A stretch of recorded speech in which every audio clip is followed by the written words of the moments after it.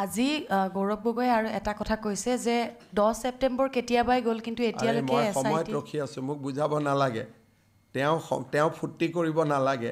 তেওঁ যে অসমখন জ্বলাই ৰাখিব খুজিছে কিহৰ কাৰণে যাতে মোৰ প্ৰেছ কনফাৰেন্সখন নহয় 2016 জুবিন গাৰ্গে তেওঁৰ বিষয়ে কি কৈ গৈছিলে তেওঁ নিজক বহুত স্মাৰ্ট ভাবে তেওঁ ভাবে যে অসমখন অশান্তি কৰি ৰাখিলে প্ৰেছ কনফাৰেন্সখন অলপ দেৰি হৈ যাব তেওঁ ভাবে এইটো সময়ত মই প্ৰেছ কনফাৰেন্সখন দিব লাগে যাতে বৰ্তমান জুবিন গাৰ্গক লৈ ৰাইজ আবেগিক হৈ আছে বস্তুটো যাতে নোহোৱা হৈ যায় মইতো ৰাজনীতিৰ অ আ ক খ শিকি থৈছো নহয় কেতিয়া দিব লাগে মইও বুজি পাওঁ আজি গৌৰৱ গগৈ আৰু এটা কথা কৈছে যে 10 সেপ্টেম্বৰ কেতিয়াবাই গ'ল কিন্তু এতিয়ালৈকে মই সময়ত ৰখি আছো মোক বুজাব নালাগে তেওঁ ফুৰ্তি কৰিব নালাগে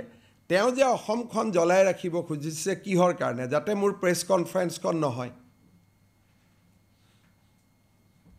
2016 জুবিন গাৰ্গে তেওঁৰ বিষয়ে কি কৈ গৈছিলে তেওঁ নিজক বহুত স্মাৰ্ট ভাবে তেওঁ ভাবে যে অসমখন অশান্তি কৰি ৰাখিলে প্ৰেছ কনফাৰেন্সখন অলপ দেৰি হৈ যাব তেওঁ ভাবে এইটো সময়ত মই প্ৰেছ কনফাৰেন্সখন দিব লাগে যাতে বৰ্তমান